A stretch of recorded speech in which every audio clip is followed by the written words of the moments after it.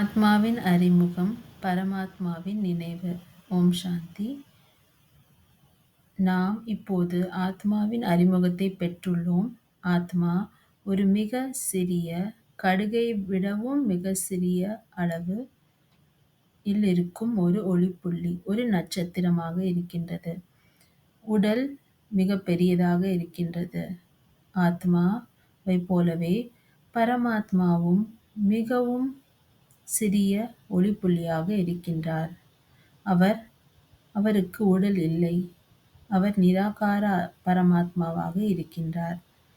ஆகவே நாம் எந்த ஒரு ஆக்கார ரூபத்தில் உள்ளவர்களையோ, சாக்கார உடலில் உள்ளவர்களையோ நாம் நினைவு செய்யக்கூடாது.